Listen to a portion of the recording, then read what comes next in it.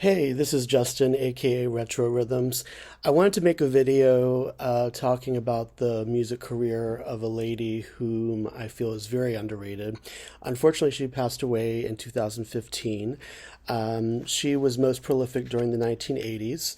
I became familiar with her music in the early 2000s by accident, I guess. I'll talk about that in a little bit. But she was a Dutch singer who went by the stage name of Maria Verano. And tomorrow being the first day of Verano summer, I thought this would be a good time. Because lately, when I commented on a few YouTube videos expressing my appreciation of her, several people were kind enough to share video performances of hers that are quite rare, and I'm going to talk about those in a little bit. But after so many decades of only seeing one or two clips, really, it's really been heartwarming. So I wanted to talk about her discography. I made some notes. I'm going to try my best. I tend to scribble when I'm making notes and not be the most prepared, even though I do a pretty good job. So I will start with this, to my knowledge, is the first record that Maria made in 1977 under the alias Valerie St. John. And this was on a Dutch label, Negrum, and they actually folded the next year. So I'm guessing that's part of why she only did one single release for them. This is called Reuben Number 9, as you can see. Alan Wadway was the songwriter and producer. I could not find any information on him. It's kind of a folk song of sorts, kind of symphonic, but with the tale of, something gone awry, but with a pop orchestration, but sort of a folk influence, as is the flip side, which is called The Wrong Side of Goodbye. And next up in Maria's discography, I don't even know if she's actually singing on this record, but she was part of this Dutch pop band for a time called Smokey Bebop's Gang. Now, this doesn't actually have a copyright date on it. I think it was from 79. And Poetry in Motion is the A side, which actually was a B side of another single they released. But a family members of Maria who recently shared a later concert video of hers I watched, and she alluded to Smokey Bebop's, but I don't speak Dutch, so I didn't have the translation feature on, so I couldn't quite make out what she was saying about it. But mostly all their recordings that I've listened to are male vocals, and I'm not aware of her playing an instrument on records, so I think maybe she was part of the touring lineup and just appears on the cover. But I did want to include that because it was cool to see this photo of her on that when I found this. Now, that brings us to where Maria's success started. She signed with EMI Records Holland in 1980 and released this single called Get Up, which is a very catchy pop disco number. And this was produced by Jacques Swart, the late Jacques Swart. And he ended up producing her next three singles after this and did some writing on them. This actually just missed the top 10 in the Netherlands. It was number 11. She did make some TV appearances to promote this. The flip side is also a song that I'm very much a fan of, and that's called It's Disco from Tokyo to Frisco. What a cool name, huh? This is the UK cover of the single. I'm not sure if it charted there, but this was the record of hers that had the most, one of several records of hers that had the most international popularity. And you see this backside, which has part of the title of the song, From Tokyo to Frisco. I like that picture. And anyway, then came, let me just make sure I'm keeping this organized because otherwise I have a lot of cleaning up to do. Then came the follow-up. This is in spring of 81, Having Fun. This is, if I had to choose, this is probably my favorite recording of Maria's. It's just such a feel-good song, and it really captures her effervescence vocally. And again, several people have shared performances of this recently, which I'd never seen. One was with a live band, which was awesome, and a lot of dancers and background vocalists. And it's interesting because with the 12-inch release of this single, I don't know if you can see it on here, but they kind of did something to like the teeth and lips, like to make it look glossier. And I remember for a long time thinking, is she wearing braces or something? I don't know what the reason was of doing that for the 12-inch and not the 7-inch. Funk All Night is the B-side. That one to me is kind of like a little follow-up to It's Disco from Tokyo to Frisco. And let me see, that one, Jean Fuss, I don't know if I'm pronouncing that right, did the trumpet solo on the 12-inch. Now the 12-inch versions of that one and another one in a minute coming up are quite interesting because they have quite long instrumentals, but that one was unique because of the trumpet. And Anthony and Smith are the last names of the people that wrote Having Fun. I don't know anything about them. But next up came a very interesting record. This was late 81, early 82. This is I'll Tell You. This is a cover of a Sergio Mendes in Brazil 88 disco record from 78. And so I wanted to say, because I was watching an interview that her family member posted, and I did have the translation feature on. I was very surprised to hear, from what I could tell in the translation, that at this point Maria actually had inked some sort of deal with EMI Records stateside, because she alluded to having a few singles come out through the deal, but sadly, for whatever reason, I'm certain that never happened, because in all the years I've been collecting, I've never seen any evidence of any kind of U.S. releases, even promotional. I will say, for Having Fun, the one I just showed you a minute ago, there was a Canadian release on a different label, but I'm not sure what happened with that. I know she said something in the interview about not having high expectations. It's unfortunate, because I do think that some of her songs from this period could have had some success in the U.S. Of course, things were a little different in the States than throughout Europe, where disco was still very prominent and not as frowned upon as in the U.S. And then also with some of the songs, which I'll talk about a little with some later ones, even though they're English lyrics, a lot of them, written by non-native English speakers, and I enjoy them. And I have no problem with enjoying the humor of certain things in lyrics. It's not intentional. I don't think it takes away from the music, but I think some of the lyrics might have, that might have been a little bit of an issue that might have run into with some of these records had they come out stateside. This one not. This was a cover of an American single, but it is a very good version, and I do encourage you to check out the performance of that, which I'll tell you about at the end. Now, the next one is one that this is where it started for me with Maria's work. This is the song Whoop-De-Doo. This was her fourth single release. Now, this was written by Richard Dubois and Peter Van Asten, who wrote a lot of the hits for Dolly Dots, a very successful Dutch group. I found the 12-inch of this initially. This was the first record of Maria's that I ever found. And I found it at a now long defunct record shop in New York City called Heartbeat Records. They had a bargain basement, and this was like a $1 record. They had an actual record player there where you could play even the bargain record, which was very unusual. This is around 2001, and it was just so catchy. And I remember my best friend and I kind of marveling at what a cool find it was. This is, in some ways, I said Having Fun is my favorite, and I think it is. This is probably, it's absolutely a close second. It's hard to say if it's a tie or if in some ways it's my favorite. If I had to choose just one, I don't know, because obviously this is what started it all for me. I don't know. And this song and the ad-libs, I think one of the real gifts Maria had, which was cool as someone who's a white Dutch female singer, she had a very subtly soulful style and jazzy influences in some of the ad-libs she would do. And you have to listen really carefully, because it's not necessarily throughout the songs. I don't think commercially they would have probably gone for that. But if you listen, you can hear that influence that was to come in some later things.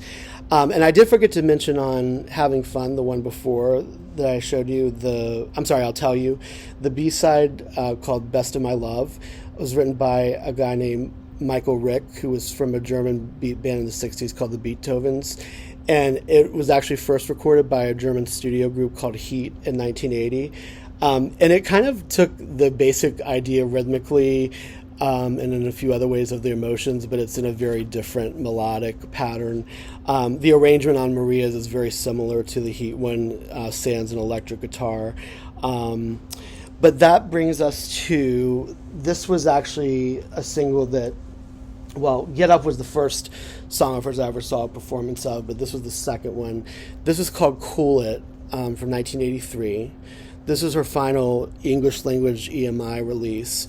This one is much more of a direct kind of American pop rock dance feel. It's very much, to me, in the vein of Donna Summer's She Works Hard for the Money. This was written and produced by a group called Cat Music, as well as the B-side, I Wanna Dance, which really shows her lower range really in a really cool fashion. It's more mid-tempo funky. But there is a live performance of Cool It. Well, it's a track performance, it's a lip-sync performance, but in a live venue. And a lot of attitude and sass in this, but a social message too, so it's really cool. Now, I guess since none of those previous three singles that I showed you ended up charting in the Netherlands, they decided to try a different direction. And so then in 1984, we had her first Dutch language single, Waar ben je bang voor? I think it's a really pretty song, and I don't know the meaning of it. Unlike the other one, which I'm going to show you, this does not have lyrics on the back, so I couldn't type and translate. But this is actually, of the two Dutch singles, this one was my favorite, and I've never seen any performance of this. The following year, though, she did promote on television. I'm probably going to butcher this, even though it looks so simple. Je ben vrij. I can't. Anyway, this song, whatever it's called, is a ballad. It's very nice. It does have the sounds of sort of an American love song. I don't really know, because I haven't translated it, sorry. But it's very nice. And this is towards the end of 85 that this came out. And then that brings us to 86, a very interesting part of Maria's discography. And that is on the high fashion label, Be Your Lady, which is actually a slightly revised version of the DeBarge song Be My Lady, which James DeBarge wrote and sang lead on the group's 1983 album In a Special Way. I hadn't listened to that album in a long time, for years, and so when I had this, I saw the DeBarge name, but I just didn't really check into it, so it wasn't until more recently that I actually finally made the connection of what this came from. But it's an interesting version. I don't know if hardcore DeBarge fans would necessarily appreciate it, but I think it's really well done.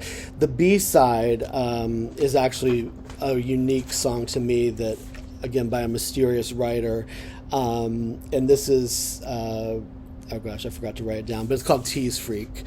Very interesting lyrics on that one. I really get a kick out of those. And let's see. Then we come to later that year, 86, a holiday tune, a rendition of Sleigh Ride with Die Havenzangers. Hopefully I'm pronouncing that right. I think they're pretty well known. By the way, I don't endorse wearing fur. That was very much in vogue in the 80s, but never been a fan. But there it is. A traditional version of that. And then, interestingly, in 1988, Maria had a one-off single on Polydor Records in the Netherlands called No Longer Free. This is a kind of a high-energy pop dance tune. It's a lot of melody, a lot of bright synths, definitely mainstream appeal. This one actually by a female writer Ellen Paluzma, whom I haven't seen credited anywhere else. And some of the English on this one is a little bit, you can tell it's not a native speaker, but it's still really fun to listen to. And then Maria's final pop record that I know of, which I'll say something else about in a minute, based on something I saw, but this is the CD single. Unfortunately, the card sleeve was cut out, and put in a jewel case. That's how I got it. But for this one, she actually only used her last name, Verano. And this is called You Can Break My Heart. I honestly think, I could be wrong, that she's singing You Can't Break My Heart. And I know sometimes there's minor mislabelings happen with English titles in other territories, but I could be wrong. Maybe she is singing You Can Break My Heart. When I listen to the lyrics, though, that's kind of the impression I get. Now, this is actually a really cool kind of freestyle synth pop song, And this actually, oh my gosh, I cannot read what I wrote.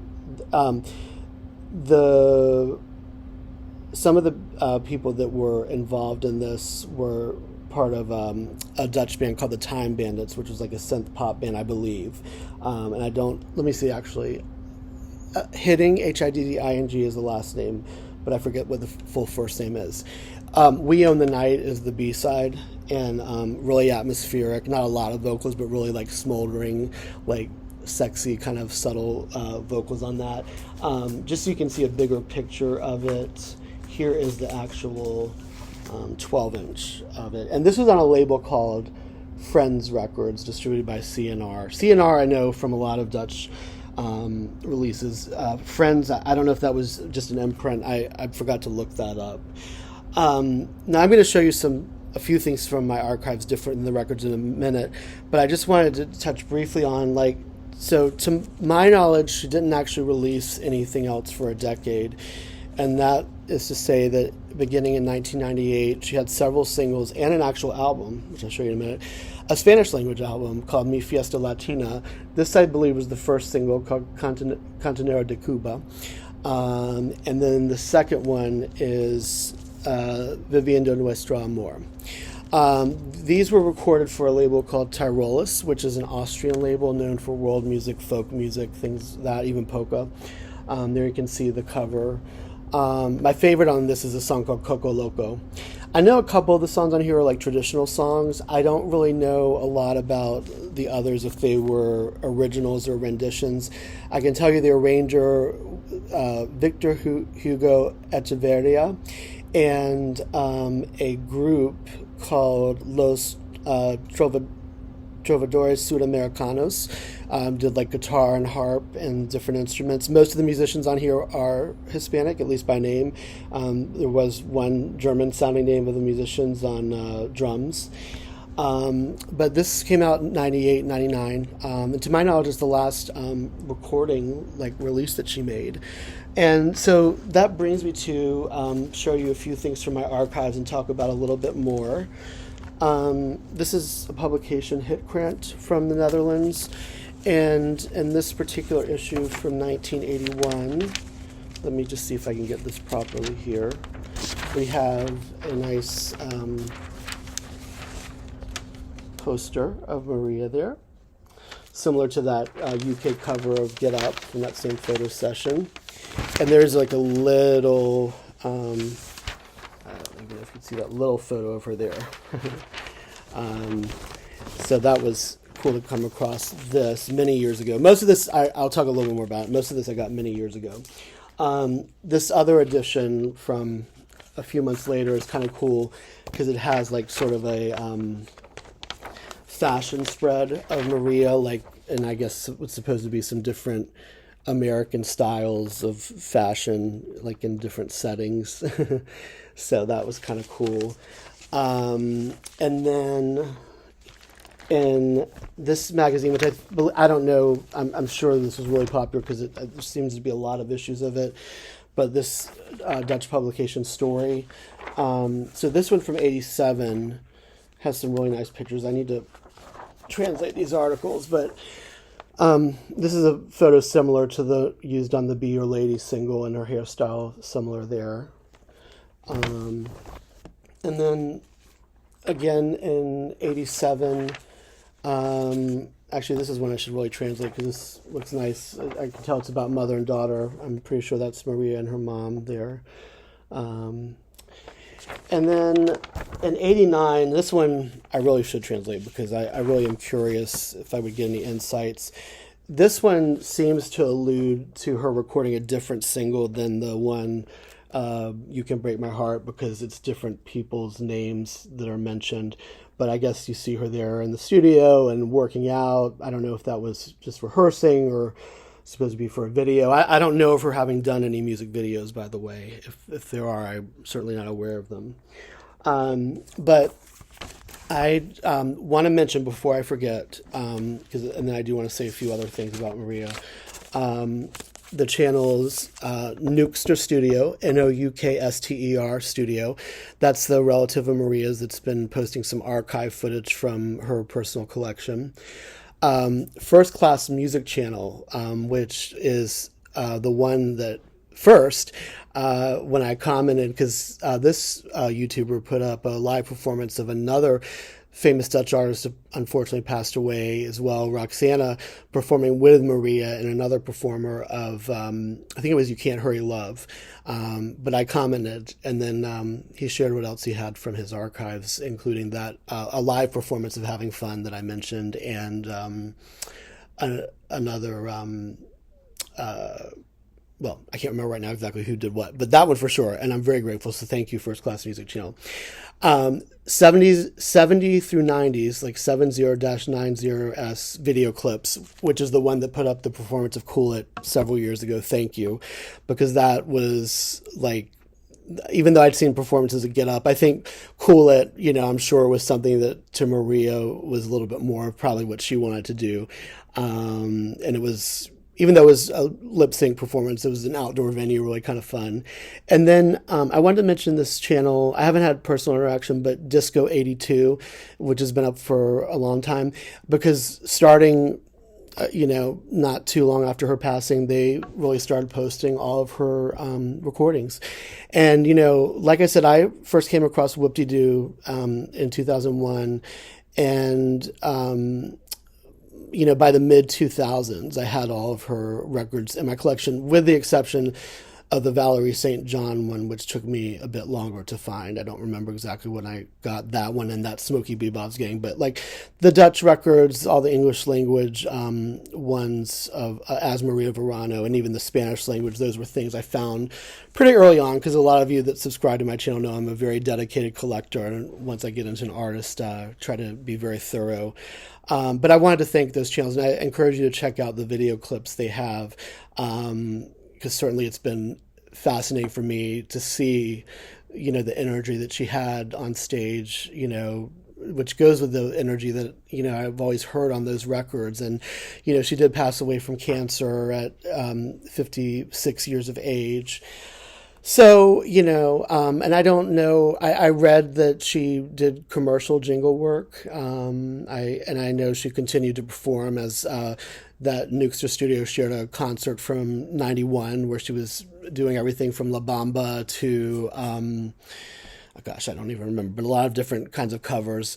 Obviously I never knew her. I remember at one point thinking, and this is like in 2014, I was trying to see if she was on social media, and I thought I had found maybe a page for her on Facebook, but it didn't have like a photograph. It was just like a nature photo, and the Dutch name, like, I don't know if she might have changed her name, even from what it originally was at some point. But I know the following year when I heard that she had passed, I, was very sad, and I had wished that I had found a way to somehow get in touch and interview her, because as a lot of you know, I have interviewed a lot of great people that I have loved over the years musically. And it was mentioned when she passed that she was a childhood friend of Gerald Joling, who, I know he's very famous throughout the Netherlands. I mostly know him from a duet he did with Randy Crawford called Everybody Needs a Little Rain in '86, but apparently she toured with him a lot. I'm not sure as a background singer or opening act, but I do know it was mentioned by First Class Music Channel in the performance of Get Up, which had been on YouTube before, but is now in really high quality. You can see Gerald dancing alongside Maria in the audience a couple minutes in. But I just wanted to make this video to talk about her discography, because I think that she encapsulated a really cool a really cool match of soulful pop dance tunes with the voice to match it that was very energetic, but not like overdone, and definitely distinctive with a little jazzy flair to it. And I certainly am not an expert on the Dutch marketplace and what it was like in the 80s, because I was a little tyke, but, it's too bad that she didn't have more chart success, because she seemed deserving of it. But I always got the impression that she really enjoyed performing, and both in the 80s ones I've seen, and then the later ones that have been shared, I definitely got that impression. I don't know. I'm guessing there's no surviving footage of like her doing Whoop De Doo, which is like, my starting connection to her, or even like Be Your Lady, or even the Spanish language songs from that album. Mi Fiesta Latina.